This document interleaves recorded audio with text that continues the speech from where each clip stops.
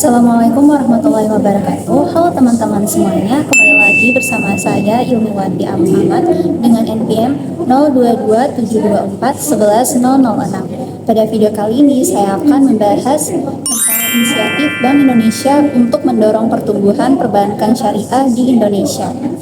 Nah, teman-teman, sebagai negara dengan jumlah penduduk muslim terbesar di dunia, Indonesia memiliki peluang besar dalam mengembangkan ekosistem ekonomi syariah yang inklusif dan berkelanjutan.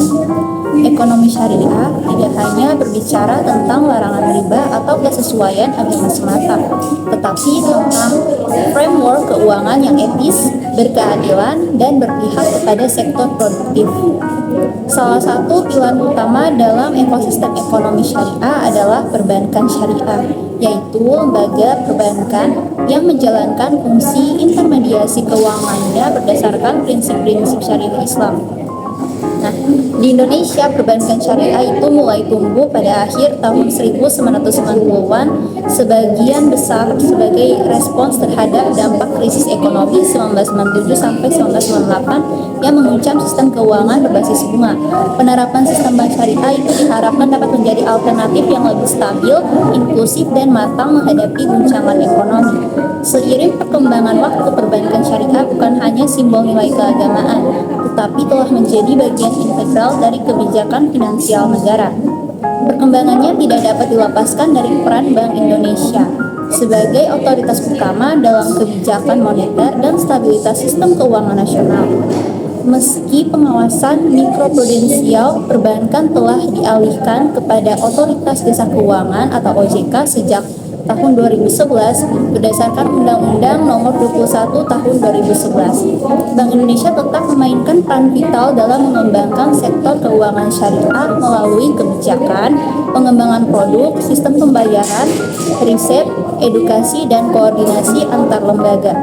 Inisiatif Bank Indonesia menjadi motor pendorong pertumbuhan perbankan syariah yang dilakukan secara strategis, konsisten, dan berorientasi jangka panjang.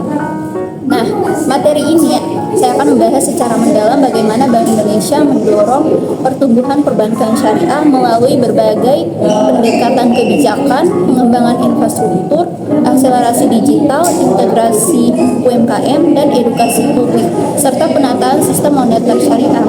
Pembahasan berfokus pada aspek yang relevan untuk mahasiswa atau teman-teman yang menonton, khususnya teman-teman yang dari ekonomi bisnis, akuntansi, dan perbankan syariah, agar mampu memahami bagaimana konsep ini tuh tidak sekedar teori fikih muamalah, tetapi juga merupakan kebijakan makro yang berdampak pada struktur ekonomi nasional.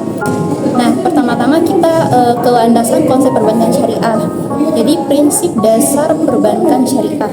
Nah, teman-teman, perbankan syariah adalah sistem keuangan yang beroperasi berdasarkan prinsip syariah compliance. Nah, di mana seluruh kegiatan finansial harus mematuhi aturan syariah Islam. Prinsip ini tercantum dalam sumber primer yaitu Al-Quran dan Hadis, serta diturunkan ke aturan operasional melalui fikih muamalah dan Fatwa Dewan Syariah Nasional atau DSN MUI. Prinsip utama yang membedakan perbankan syariah dengan perbankan konvensional antara lain yang pertama ada larangan riba atau dikenal sebagai bunga. Nah, perbankan syariah itu mengharamkan pendapatan berbasis bunga karena dianggap tidak adil, tidak produktif, dan tidak mencerminkan keterlibatan dalam aktivitas produktif nyata. Pendapatan harus berasal dari transaksi real seperti investasi, jual beli, atau kemitraan. Yang kedua, berbasis aset real. Jadi setiap kontrak keuangan harus memiliki instrumen ekonomi nyata, misalnya seperti barang, jasa, atau aktivitas bisnis. Jadi uang bukan barang dagang, tetapi medium of exchange. Karena itu setiap imbal hasil harus terkait barang atau usaha. Yang ketiga, ada pembagian risiko, di mana hubungan antara bank dan nasabah bukan kreditur dan debitur, tetapi mitra usaha. Jadi keduanya berbagi keuntungan dan risiko sesuai proporsi. Yang keempat ada larangan darar. Jadi transaksi tidak boleh mengandung ketidakpastian yang berlebihan. Misalnya seperti objek, harga, waktu, dan akad itu harus jelas. Yang kelima itu ada larangan maisir. Nah, jadi perbankan syariah itu tidak menerima praktik spekulatif seperti perjudian, derivatif tanpa underlying aset, atau investasi berbasis ketidakpastian ekstrim. Jadi dengan prinsip tersebut, perbankan syariah memiliki karakteristik yang lebih dekat kepada aktivitas ekonomi real, bukan paper economy, sehingga lebih resilient terhadap gejolak spekulatif. Kemudian untuk akad-akad utama yang ada dalam perbankan syariah. Jadi teman-teman, kita perlu memahami bahwa bank syariah itu tidak sekedar mengganti istilah bunga menjadi margin. Setiap produk itu memiliki akad hukum. Ya, diantaranya itu pertama ada akad jual beli atau bari. Jadi murabaha itu jual beli dengan margin keuntungan yang disepakati di awal. Kemudian ada juga istisna. Jadi pembelian produk yang belum ada berdasarkan pesanan produksi. Ada juga namanya salam, yaitu jual beli dengan pembayaran di muka untuk produk yang akan dikirim kemudian. Yang keempat ada akad sewa atau ijarah. Jadi bank menyewakan aset kepada nasabah dengan biaya sewa. Nah, untuk kepemilikan akhir itu dikenal model ijarah muntahiyah bitamlik atau IMBT. Yang ketiga itu ada akad kemitraan. Jadi akad kemitraan itu diantaranya tuh ada pertama mudharabah. Jadi mudharabah ini pemilik modal memberikan dana kepada pengelola usaha. Kedua ada musyarakah. Jadi dua pihak menginvestasikan modalnya bersama. Kemudian ada akad yang keempat itu ada akad wakalah atau kafalah. Jadi digunakan untuk jasa seperti transfer, penjaminan atau layanan pengelolaan dana. Nah, dengan pemahaman ini, perbankan syariah tidak hanya menghapus bunga, tetapi memiliki struktur kontrak yang jelas dan juga rasional. Nah, teman-teman, kita lanjut ke konteks perkembangan perbankan syariah yang ada di Indonesia. Pertama itu tahap historis perkembangan. Jadi perbankan syariah di Indonesia itu dimulai secara formal pada 1992 dengan berdirinya Bank Muamalat Indonesia. Jadi pada masa krisis tahun 97-98, bank-bank konvensional itu mengalami tekanan likuiditas yang signifikan. Sementara Bank Muamalat mampu bertahan relatif lebih stabil. Jadi krisis tersebut membuktikan bahwa sistem bank berbasis bunga itu berpotensi membuat bank rentang terhadap volatilitas ekonomi makro. Kemudian pemerintah memperkuat kerangka hukum melalui Undang-Undang Nomor 10 Tahun 1998 tentang perbankan. Nah, Undang-Undang Nomor 21 Tahun 2008 tentang perbankan syariah. Jadi sejak 2011 pengawasan mikroprudensial industri perbankan baik konvensional maupun syariah itu dialihkan dari Bank Indonesia ke OJK. Namun BI itu tetap memiliki peran kuat dalam sistem pembayaran. Jadi instrumen moneter syariah, riset, literasi, dan kebijakan makroprudensial. Kemudian kita masuk ke peran fundamental Bank Indonesia. Jadi Bank Indonesia itu teman-teman berfungsi sebagai yang pertama bank sentral. Yang kedua itu ada sebagai otoritas moneter. Yang ketiga regulator sistem pembayaran. Yang keempat stabilisator sistem keuangan nasional. Karena itu BI menyentuh perbankan syariah melalui dua jalur besar. Pertama ada kebijakan makro dan makro sistem keuangan. Jadi yang kedua itu ada fasilitas ekosistem dan edukasi masyarakat.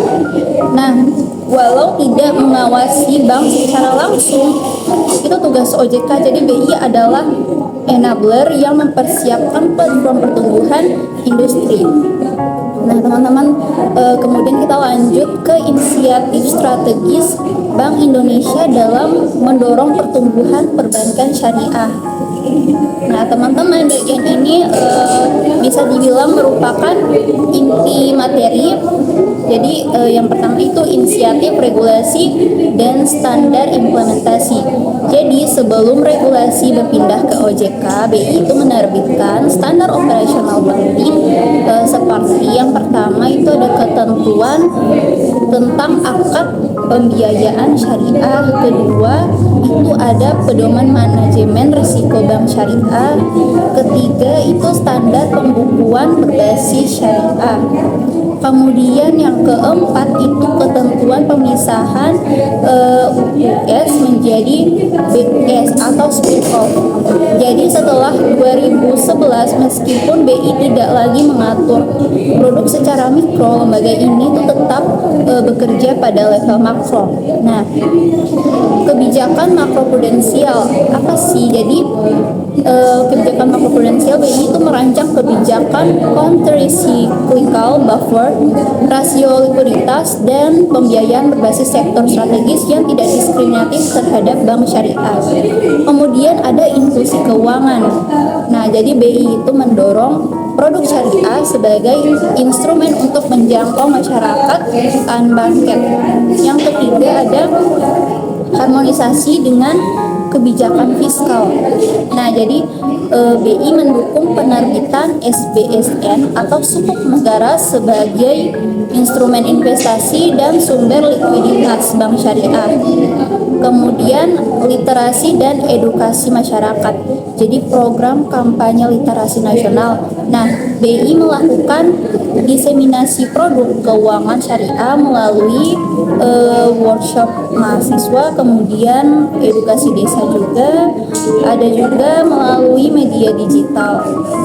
Kemudian ada juga melalui roadshow di pesantren dan pelatihan untuk UMKM berbasis halal. Nah, tujuannya apa teman-teman? Jadi tujuannya itu sederhana, itu membuka persepsi publik bahwa bank syariah itu bukan sekedar bank tanpa bunga, tetapi sistem ekonomi dengan nilai moral dan logika bisnis. Nah, kemudian kolaborasi perguruan tinggi. Jadi Bank Indonesia mendukung kurikulum ekonomi syariah, kegiatan riset, serta capacity building dosen dan mahasiswa. Kemudian ada penguatan SDM sektor syariah. Jadi Bank Indonesia menyadari kebutuhan tenaga profesional yang menguasai fikih, muamalah, dan keuangan modern, sehingga program pelatihan, sertifikasi, dan workshop terus dilakukan. Nah, untuk dukungan infrastruktur digital. Jadi era digital memaksa bank syariah untuk tidak sekadar religius tapi juga kompetitif. Nah, Bank Indonesia ini melakukan integrasi KRIS. Jadi semua lembaga keuangan syariah dapat menggunakan KRIS sebagai kanal pembayaran terintegrasi. Kemudian ada juga BI Fast. Nah, jadi infrastruktur transfer cepat dan murah untuk transaksi real time Bank Indonesia. Kemudian ada juga modernisasi sistem pembayaran. Jadi pembayaran retail, kartu, terus kemudian e-money hingga e-wallet syariah itu dipacu agar sesuai syariah dan digital readiness. Nah, kemudian inisiatif pembiayaan UMKM syariah.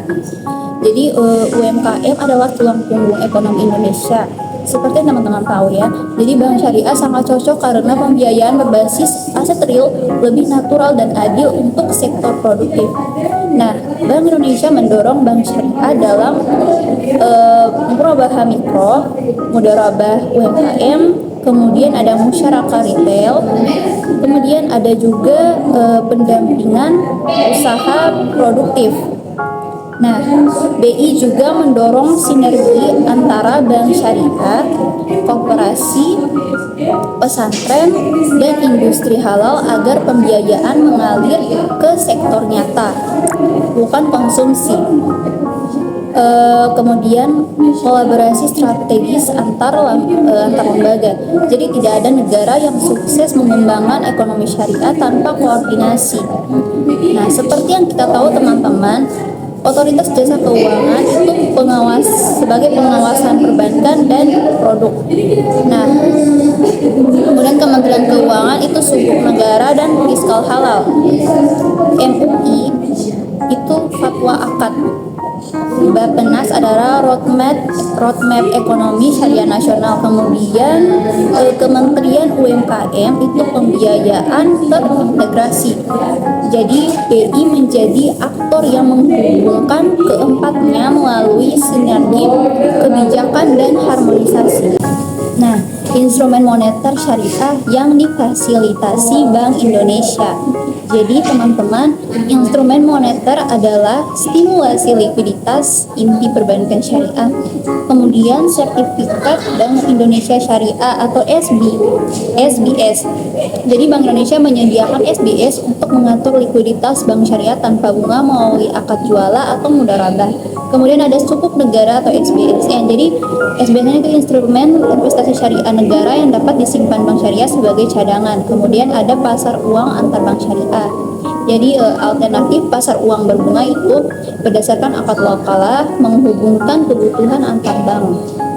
Nah, ada dampak empiris inisiatif Bank Indonesia, yaitu aset growth stabil, diversifikasi produk, kemudian ekosistem halal terintegrasi, bank digital syariah muncul.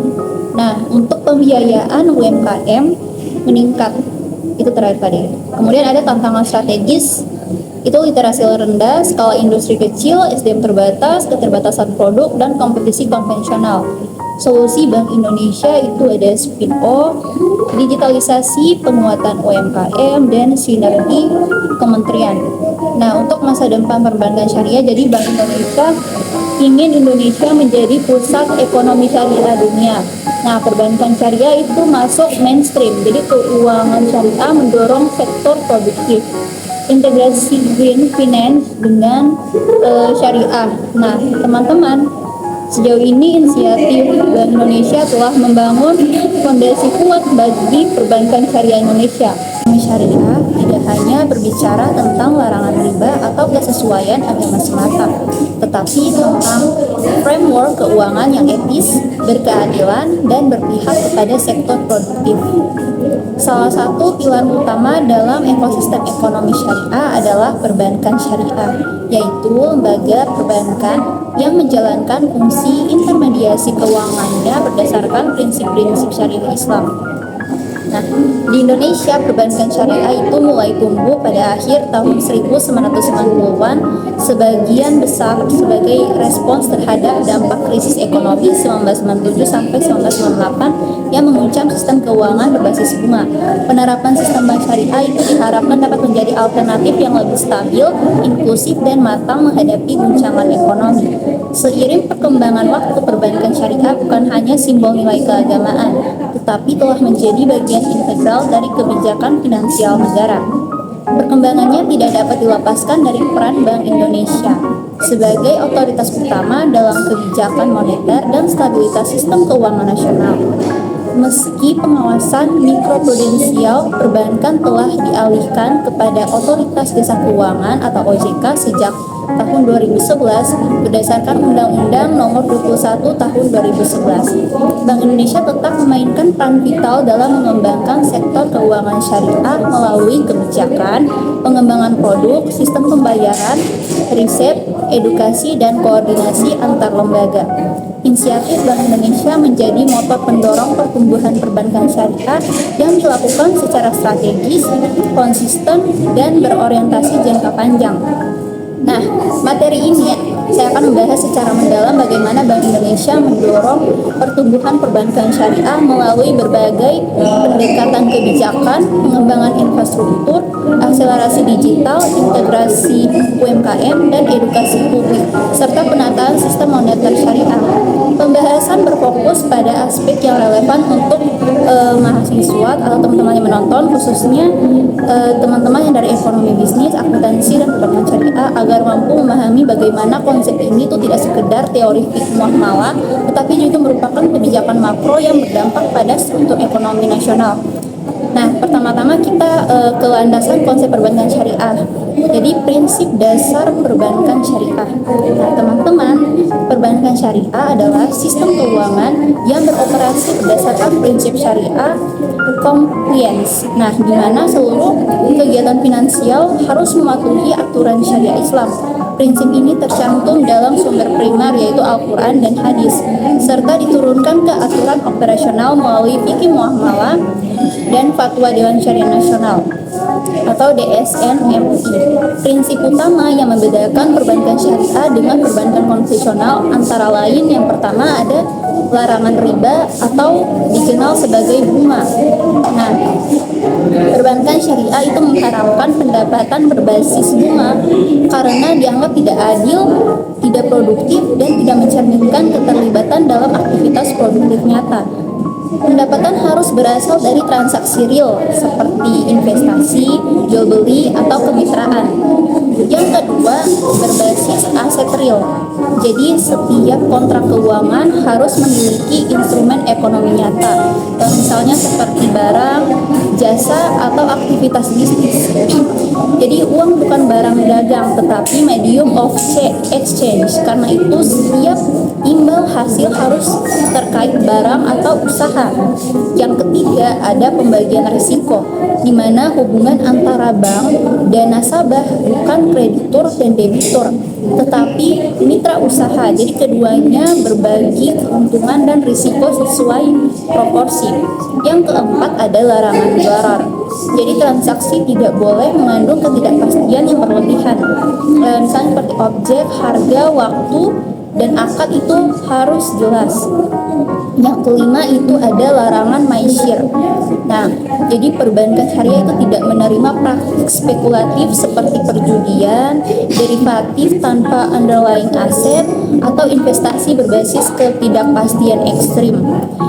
Jadi dengan prinsip tersebut, perbankan syariah memiliki karakteristik yang lebih dekat kepada aktivitas ekonomi real, bukan paper ekonomi, sehingga lebih resilient terhadap gejolak spekulatif.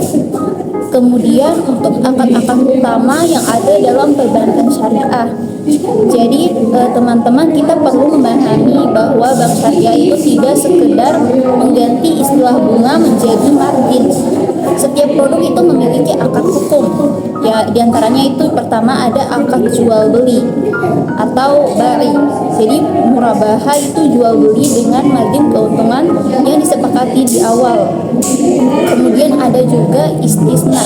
Jadi pembelian produk yang belum ada berdasarkan pesanan produksi. Ada juga namanya salam, yaitu jual beli dengan pembayaran di muka untuk produk yang akan dikirim kemudian. Yang keempat ada akad sewa atau ijarah. Jadi bank menyewakan aset kepada nasabah dengan biaya sewa. Nah, untuk kepemilikan akhir itu dikenal model ijarah muntahiyah bitamlik atau IMBT. Yang ketiga itu ada akad kemitraan. Jadi akad kemitraan itu diantaranya tuh ada pertama mudharabah. Jadi mudharabah ini pemilik modal memberikan dana kepada pengelola usaha. Kedua ada musyarakah. Jadi dua pihak menginvestasikan modalnya bersama. Kemudian ada akad yang keempat itu ada akad wakalah atau kafalah. Jadi digunakan untuk jasa seperti transfer, penjaminan, atau layanan pengelolaan dana. Nah, dengan pemahaman ini, perbankan syariah tidak hanya menghapus bunga, tetapi memiliki struktur kontrak yang jelas dan juga rasional.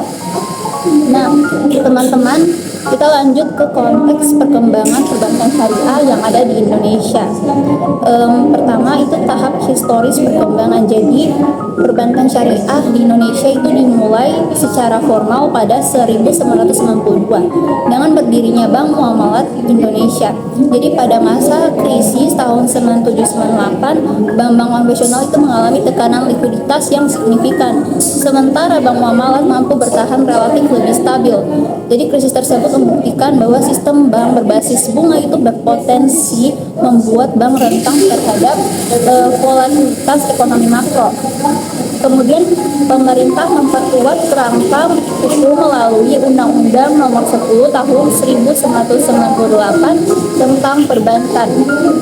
Nah, Undang-Undang Nomor 21 Tahun 2008 tentang Perbankan Syariah. Jadi sejak 2011 pengawasan mikroprudensial industri perbankan baik konvensional maupun syariah itu dialihkan dari Bank Indonesia ke OJK.